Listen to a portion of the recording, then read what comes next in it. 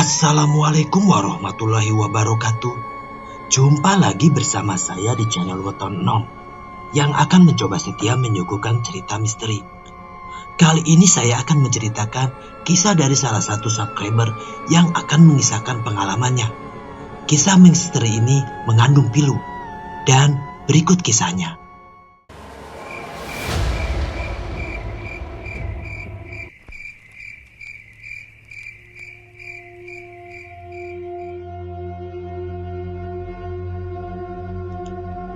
Setting cerita di tahun 2002. Tolong. Ibu Hera keluar rumah berteriak minta tolong terhadap tetangga sekitar rumahnya. Dan seketika itu, beberapa tetangganya menghampiri rumah Bu Hera dan mencoba menenangkan Andi. Ya, Andi anak tertua yang saat itu berusia 25 tahun, tengah mengalami gangguan mental sejak lulus SMA. Kemungkinan Andi keinget kejadian buruk yang pernah dilaluinya, ungkap Mas Iwan, tetangga rumah. Iya, mungkin. Itu sudah berapa bulan ini ia sering begitu. Jawab ibuku. Ya, memang beberapa bulan ini Andi sering mengalami hal tersebut. Terus mengeram tidak jelas dan berkata-kata tidak jelas seperti orang kesurupan. Kemudian setelah Andi tenang, Mas Iwan dan para tetangga lain pamit pulang. Namaku Andra, aku adalah anak Ibu Hera dan Pak Supardi, adik dari Andi. Saat itu aku baru pulang kerja. Seperti biasa langsung menemui ibunya yang tengah menemani ayah di kamar. Tadi Mas Andi ngamuk lagi ya, Bu? Tanyaku. Iya, Ndra. Ibu udah bingung harus bagaimana lagi. Untung tadi Mas Iwan dan yang lainnya datang. Jawab ibuku sambil mengelus-elus tangan bapak yang sudah tak bisa bergerak lagi.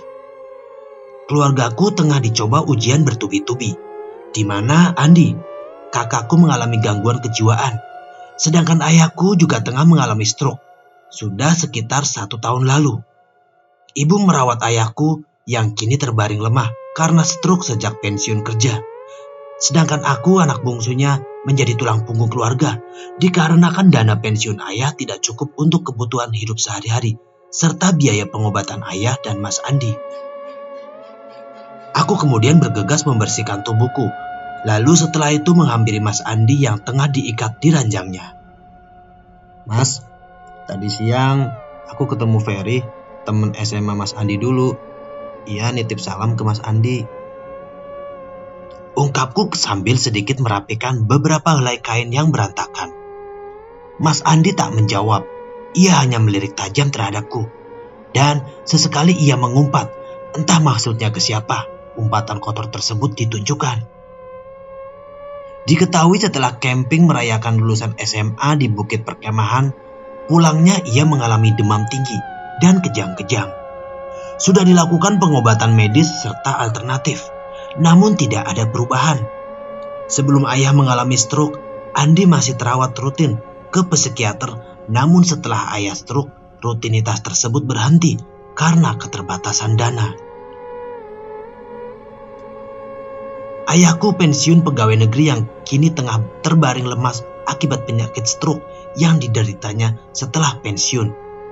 Ia tidak bisa menggerakkan kakinya dan tangannya. Bahkan untuk berbicara pun tidak terdengar jelas apa yang dikatakan.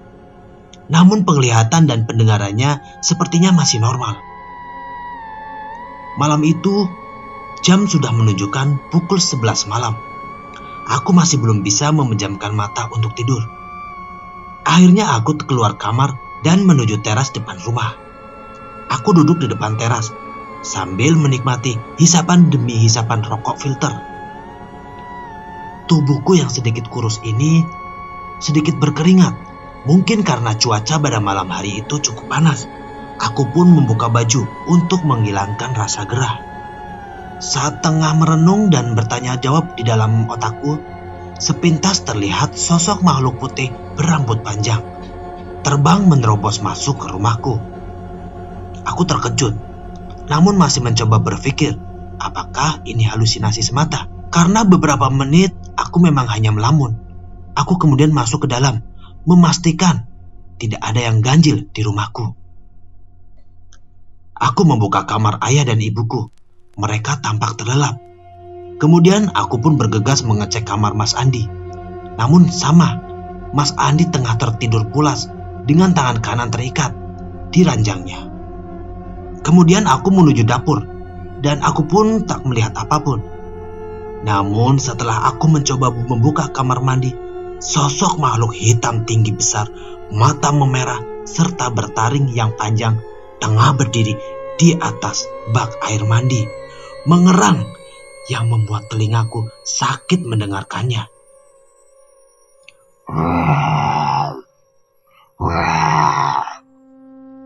Aku berlari menuju kamar, langsung menutup keras pintu kamar. Aku bersembunyi di balik tebalnya selimut dan suara erangan sosok hitam tinggi besar itu masih terdengar di telingaku walau lirih. Aku makin gelisah dengan suara tersebut. Aku terus merafalkan ayat-ayat suci Al-Quran sebisaku. Beberapa menit kemudian, suara lirih sosok hitam tinggi besar sudah tak terdengar lagi. Namun, ada lagi suara seperti orang yang sedang bertengkar. Entah dari mana suaranya. Aku yakin jika suara itu bukan ibu, atau bapak, ataupun Mas Andi. Aku kemudian mencoba memberanikan diri untuk kembali melihat suasana di dapur dan kamar mandi.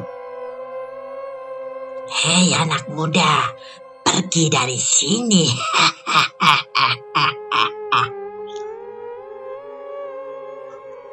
Terdengar suara lirih seperti nenek-nenek di telingaku, namun tanpa sosok yang jelas. Aku hanya melihat samar-samar bayangan gelap dalam dinding dapur. Aku berlari lagi menuju kamarku dan kembali berlindung dari tebalnya selimut hingga aku terbejam sampai pagi. Tampaknya aku sedikit kesiangan karena lelapnya tidur. Aku terbangun dan bergegas melakukan ibadah sholat subuh. Tak lupa aku berdoa untuk kesembuhan ayah dan kakakku, karena sebagai seorang muslim hanya kepada Allah tempat untuk mengeluh dan berkesah. Setelah itu aku mengunjungi kamar Mas Andi yang saat itu sudah terbangun dan tengah memainkan jari-jarinya, tampak sedang menghitung. Aku hanya tersenyum sedih melihat tingkah laku kakakku tersebut. Kemudian ibu keluar kamar dan menegurku yang tengah memperhatikan Mas Andi di depan kamar. Dra, nanti siang ibu mau nganter bapak ke desa sebelah ya, rumah Kiai Mahfud. Semoga saja ada perkembangan. Aku tertegun sebentar. Entah apa yang dipikirkan. Aku tidak langsung mengomentari ibu. Yang pastinya aku sedih dengan keadaan mereka berdua. Menurut Andra gimana, Nak? Tanya ibu. Ya udah Bu, sepertinya Andra gak bisa ikut nganter deh. Hari ini Andra kan masuk kerja. Jawabku. Nanti pakai uang Andra ya Bu. Biar Pak Supri nanti Andra kabarin buat nganter bapak sama ibu. Ibu masih ada pegangan kok. Andra simpan aja uangnya. Barangkali Andra pengen beli sesuatu. Jawab ibu dengan mata berkaca-kaca menahan sedih. Ibu tampak kasihan melihatku yang telah lulus SMA tidak melanjutkan ke jenjang perguruan tinggi dikarenakan keterbatasan ekonomi. Sehingga aku terpaksa bekerja sebagai SPG di salah satu minimarket di desa sebelah. Dana pensiunnya difokuskan untuk berobat ayah dan sisanya untuk Andi, anak tertua yang perlu pengobatan juga. Padahal ayah semasa aktif bekerja, beliau cukup terpandang dan boleh dikatakan orang kaya di desa. Dulu Mas Andi dan aku selalu mendapatkan apa yang kami inginkan. Sedangkan kini kondisinya sudah berbalik. Aku tidak menceritakan kejadian semalam terhadap ibu. Aku takut ibu menjadi khawatir. Karena kejadian aneh di rumahku sudah beberapa kali aku alami. Namun melihat sosok hitam tinggi besar baru kali ini. Sebelumnya aku hanya mendapati keanehan-keanehan di rumah. Seperti melihat Andi tengah merayap di dinding dengan suara yang mengeram ketika aku melewati kamarnya. Namun kejadian itu sangat cepat, hanya hitungan detik. Setelah aku kembali mundur ke kamar Mas Andi, melihat posisi kakakku tengah berbaring sambil ngobrol sendiri. Di samping itu pernah melihat bapak tengah berjalan santai melewati kamarku. Saat itu aku sedang membaca buku di kamar. Namun faktanya setelah aku cek, ayah masih terbaring lemah di kamarnya. Hari itu aku seperti biasa, pamit berkeluar untuk bekerja ke ibu. Walau sebenarnya aku tidak tega meninggalkan ibu merawat ayah dan Mas Andi sendirian. Namun ini sudah menjadi keharusanku menghadapi masa depan. Singkatnya sore pun tiba. Sudah saatnya aku pulang. Namun sore itu aku merasakan lelah yang luar biasa. Aku duduk dan berbaring di ruang istirahat khusus karyawan. Gak pulang, Dra? Tanya Novi, teman kerjaku. Belum, bentar lagi ya, nunggu habis maghrib. Jawabku sambil rebahan. Oh iya, gimana kabar kakak dan ayahmu? Lanjut Novi bertanya prihatin terhadapku. Ya, masih sama aja. Kalau kakak sih sempat mendingan, bisa ngobrol nyambung, tapi gak lama ia jadi kambuh lagi. Udah ngelantur-ngelantur dan malah sekarang ngamuk-ngamuk gak jelas. Jawabku dengan tatapan kosong. Sabar ya, Andra. Semoga kamu dan keluarga bisa menghadapi semua ini. Terang Novi sambil bergegas meninggalkanku. Aku pulang dulu ya. Dah. Ucap Novi. Woi, langsung pulang jika kamu ingin melihat ibumu. Suara tanpa wujud membisikkan ke telingaku. Aku bergegas beranjak dari rebahannya. Aku tersadar jika aku sempat melamun di waktu yang salah. Astagfirullahaladzim. Ucapku seraya memegangi kepala. Aku berpikir pamali jika menjelang waktu sholat maghrib, tidur atau ngelamun. Aku lanjut untuk mengambil wudhu dan melaksanakan sholat maghrib di tempat istirahat. Aku kemudian memikirkan suara yang terdengar saat melamun. Pikiranku mulai bertanya-tanya, apakah ini nyata atau hanya mimpi? Aku kemudian bergegas pulang setelah selesai sholat maghrib dengan naik angkot kecil pedesaan. Setelah sampai di rumah, aku langsung membuka pintu dan masuk menuju kamar ibu. Namun aku terkejut melihat ibu tengah mencekik bapak. Aku langsung menarik tubuh ibu dan terjatuh secara bersamaan. Kini ibu yang berbalik menyerangku. Ibu mencoba mencekikku. Jika dipandang secara logika, fisikku jauh lebih kuat dibanding ibu. Namun kenyataannya saat itu, ibu justru lebih kuat dariku. Ibu mencekikku dengan tatapan yang sangat mengerikan. Serta suara yang keluar dari mulut ibu bukanlah suaranya. Aku yakin jika yang sedang aku hadapi bukanlah kekuatan ibu, melainkan kekuatan jin yang masuk ke dalam fisik ibuku. Aku bertahan dan sesekali mengucapkan lafalan-lafalan ayat Al-Quran. Namun hal tersebut tidak membuahkan hasil. Aku dilempar ke dinding putih kamar dan terasa sakit di sekujur tubuhku. Yang lebih mengherankannya lagi, di saat ibu mengamuk menghajarku, tiba-tiba Mas Andi masuk ke kamar dan membawa sebilah pisau dapur. Andi langsung menusuk ayah yang tak berdaya dengan membabi buta. Aku tak mampu menahannya karena aku sendiri tengah dalam genggaman ibu yang dirasuki oleh jin jahat. Aku sudah pasrah akan hidupku. Aku melihat secara langsung bapak ditusuk berulang kali oleh Andi. Aku sudah mengucapkan kalimat tauhid, La ilaha illallah Muhammadur Rasulullah. Aku yakin ajal sudah dekat. Pandanganku telah kabur dan perlahan gelap. Bangun, Lek. Kamu makan buah ini. Sosok nenek-nenek membangunkanku dari tidur. Apakah ini dalam kubur? Tanyaku. Belum waktunya kamu ke alam kubur.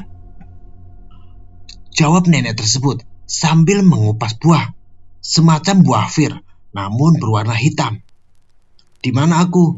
Bagaimana dengan keluargaku? Tanyaku yang mencoba bangkit dari tempat tidur. Nenek itu tertawa melengking, seperti sosok mak lampir.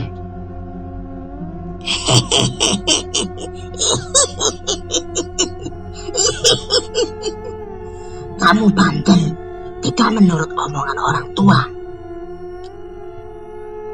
Jawab nenek tersebut yang berwajah putih dan berambut panjang, putih berurai, serta menggunakan jubah putih yang menyeramkan. Siapa kamu? Tanyaku. Nanti kamu akan tahu siapa aku. Aku tidak akan bercerita panjang lebar. Kamu lihat sendiri saja. Jawabnya sambil memaksa menyuapkan buah hitam ke mulutku. Ini waktunya kamu harus tahu. Ungkap nenek lampir itu. Dan kemudian aku seperti terlempar ke dimensi lain. Tergambar persis, Andi sedang melakukan aktivitasnya di sekolah saat SMA. Tampak Andi sedang berbincang serius dengan seorang gadis SMA yang sepertinya seangkatan di belakang sekolah. Kemudian Andi meninggalkan gadis tersebut dalam keadaan menangis. Gadis tersebut terus menangis. Sepertinya Andi dan gadis tersebut berpacaran. Gambaran tersebut sangat jelas. Bahkan aku bisa mendengar langsung apa yang diucapkan pada gambaran Andi di sekolah. Layaknya aku yang kembali ke masa lalu dan menyaksikan secara langsung kondisi Andi dan gadis tersebut. Kemudian gambaranku langsung beralih ke gadis yang disinyalir pacar Andi, bernama Nur Hayati. Karena namanya tertulis di bagian dada seragamnya, gadis yang usianya sekitar 16 tahun, putri satu-satunya Pak Karyat dan Ibu Rosiha. Nur menangis mengadu terhadap ibunya, Rosiha. Nur menceritakan masalahnya bahwa Nur sedang hamil sekitar 4 minggu. Dan yang melakukannya adalah Andi. Nur telah menceritakannya ke Andi, namun Andi menolak mengakui janin yang di perut Nur. Itu yang membuat gambaran pertama Nur menangis dan ditinggalkan Andi di belakang sekolah. Bu Rosiha hanya menangis akan keadaan anak satu-satunya itu. Ia berencana memberitahu suaminya, Pak Karyat. Aku merasa pusing dan tidak kuat melihat gambaran masa lalu Mas Andi. Aku berteriak merasa sakit pada kepalaku. Cukup, Nek. Cukup. Aku tidak kuat. Keluhku dengan menggeleng-gelengkan kepalanya serta memejamkan mata. Kamu harus tahu dan harus melihat secara langsung. Lanjutkan atau kamu akan menyesal seumur hidupmu. Jawab nenek itu sambil diakhiri tawa melengkingnya. Aku sempat berpikir mencerna omongan nenek tersebut. Atau kamu akan menyesal seumur hidupmu. Aku paham, berarti saat ini aku masih hidup walau saat ini berada di tempat yang asing. Aku kemudian mencoba memaksakan diri melihat gambaran masa lalu, melanjutkan kondisi Nur dengan orang tuanya. Tampak di gambaranku, Pak Karyat marah besar mendengar tindakan Andi yang tak mau bertanggung jawab. Pak Karyat mengakui jika anaknya juga bersalah. Namun, ia hanya ingin Andi bertanggung jawab, mengakui jika janin yang dikandung Nur adalah anaknya.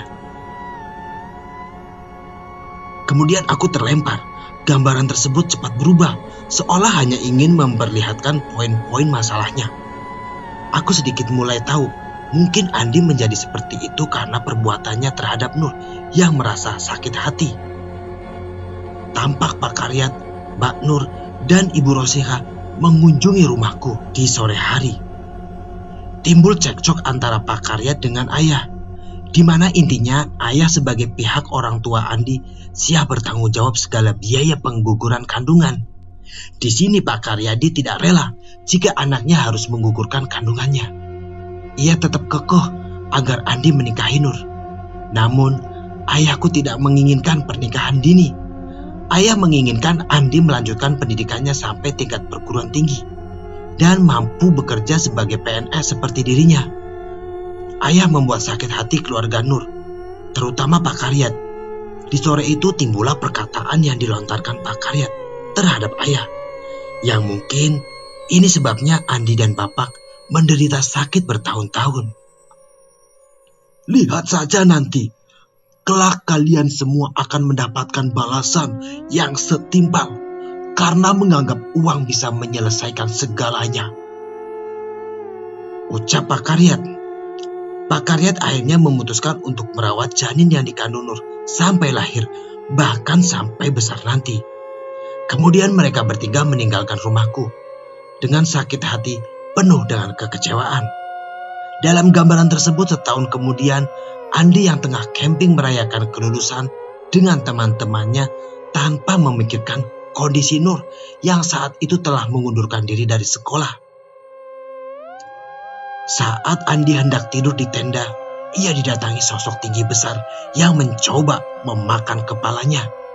Dan sosok hitam tinggi tersebut sama seperti yang aku lihat di kamar mandi. Ternyata selama ini sosok hitam tinggi besar itu terus merasuki Andi, hingga akhirnya seperti bukan Andi yang sebenarnya.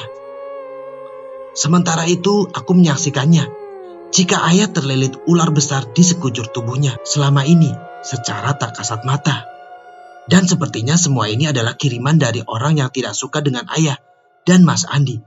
Namun hati kecilku berpikir, kemungkinan kiriman tersebut dari keluarga Pak Karyat. Sesuai perkataannya, jika uang Pak Pardi tidak akan bisa menyelesaikan masalah keluarganya. Ternyata sosok makhluk tinggi besar itu ditugaskan hanya untuk menyakiti bapak, ibu, serta Mas Andi. Sehingga aku dikategorikan masih aman. Namun aku terimbas jika aku berada di waktu yang salah. Siapa nenek sebenarnya? Tanyaku.